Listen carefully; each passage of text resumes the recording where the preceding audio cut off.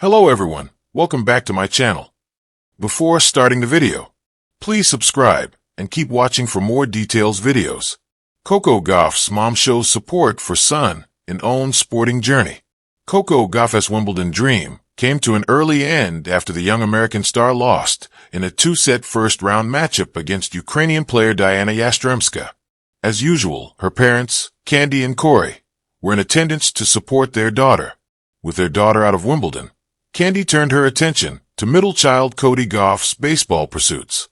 The teenage catcher committed to playing at the University of Missouri, the alma mater of current and former stars Max Scherzer and Ian Kinsler, last fall.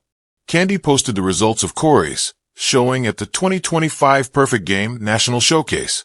His 1.84 pop time, the time it takes for a catcher to receive a pitch and throw it to second base on a stolen base attempt, tied for the best mark amongst SEC catchers. In addition to posting her the results, where Corey tied with Christopher Brown for the best mark, Candy tagged her son and added 2 heart emojis. Corey graduated from Elite Squad Academy this spring. He posted a heartwarming message on Instagram last October when announcing his commitment to Missouri. "I want to thank God. Without him, none of this would be possible. I would also like to thank my family, coaches, and close friends that have pushed me along the way. I want to thank the Mizzou coaching staff for believing in me," he posted. Coco was one of the first to comment. "So proud of you, Cody.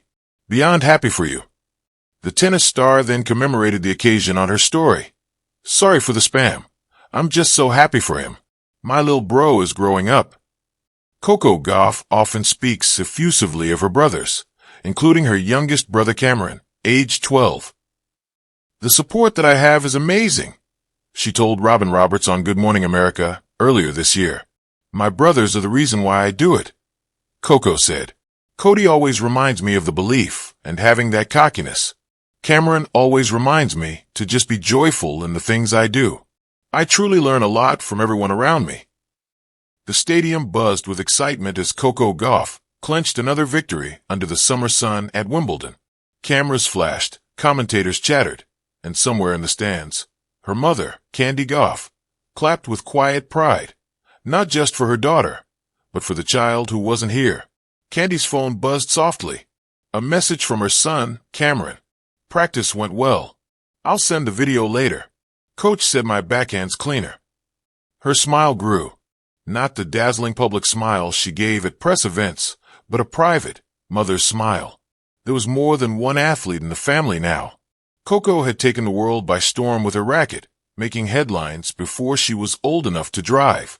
But at home, far from press conferences and tennis courts echoing with applause, Cameron had begun crafting a journey of his own, one that didn't need headlines to feel monumental. His game wasn't tennis. It was basketball. He had watched Coco from the bleachers, seen her sweat, fall, and rise on the global stage. But Cameron wasn't in her shadow. He was building something different. At first, he had dribbled for fun. Then obsessively. Then with purpose. Candy remembered the first time she realized Cameron had his own dream. It was after a family trip to one of Coco's junior tournaments. She had played beautifully, but it had been grueling. 3 sets, heat, a hostile crowd. Later that evening, while everyone else celebrated with pizza and stories, Cameron sat quietly in the hotel hallway with a basketball wedged between his knees. Candy knelt beside him. "You okay, Cam?" He nodded. "She looked like she was flying," he said. "She was. I want to fly too." Those 4 words were the start of it all. Being Coco Gauff's mom came with a certain rhythm, travel, press, logistics, a life that orbited around her daughter's rising star. But being Cameron Gauff's mom meant something else entirely.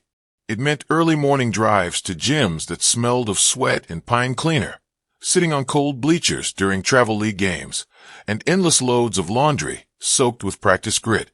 It meant learning basketball, really learning it, so she could understand what made his face light up. It meant cheering even louder when the scoreboard didn't reflect his effort. And it meant balancing Coco's global tournaments, Cameron's local playoffs, one jet-setting career, one just beginning. Candy became a master juggler, not of events, but of emotional space. She was never just Coco's mom. She was Cam's too. And her applause had to echo equally for both. The media often showed Candy courtside at Wimbledon or the U.S. Open, whispering strategy or giving Coco a look that said, "You've got this." But behind the scenes, she was also texting Cameron during halftime, FaceTiming him before big games, and editing clips to send to potential scouts. She could tell when his confidence needed a boost or when he wanted to ask her if she thought he could make it, but didn't know how. "Do you think I could play college ball?" he asked one night as she tucked his growing frame into bed. He was already tall for his age, his voice cracking in strange, beautiful ways. "I think you could go wherever your heart wants to go," she said. "Even the NBA. "I don't see why not. You're already dreaming big."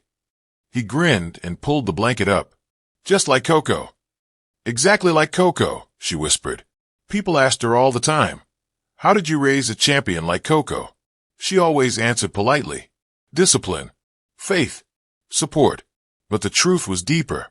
She had learned to see them, not just their talents, not their headlines or highlight reels, but their whole hearts.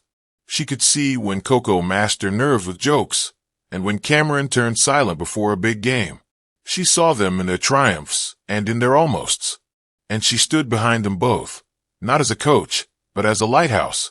Solid, glowing, constant. This year was different. Coco's fame had peaked once again. Slam titles, magazine covers, a documentary deal in the works. But back in Florida, Cameron had made the varsity team as a freshman. Not because of his sister's last name, but because of his sheer hustle.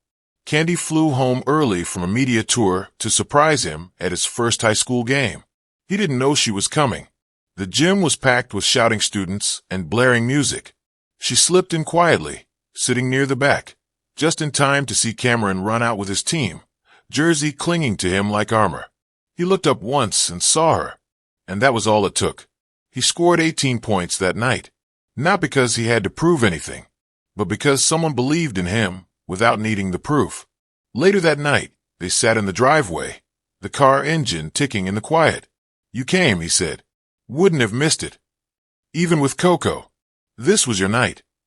Cameron looked down at his scuffed sneakers. "You think people will ever know me for me?" "They already do," she said, squeezing his hand. He didn't respond, but she saw it in his eyes, the beginning of belief. It wasn't always smooth. There were nights when Coco lost a match across the globe and needed a midnight call, just as Cameron was icing his ankle after a bad fall. There were times when Candy missed a game or a flight, or had to be two places at once and ended up at neither. But the beauty was in the trying. It wasn't about being perfect.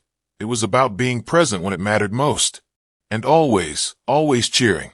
This summer, Coco stood atop another podium. Gold medal. Teary eyes. National anthem swelling. Candy hugged her tight. But her mind drifted, not away from Coco, but toward a gymnasium in Georgia where Cameron was competing in a summer AAU tournament. That afternoon, Candy caught a flight. No press. No red carpet. Just a foldable chair in the corner of a gym. And a son who spotted her the second he took the court. Cameron's team won that night barely. But it wasn't the score that mattered. It was his arms around his mother afterward, sweaty and proud. "You made it," he said. "Of course," she said. "You're my champion, too."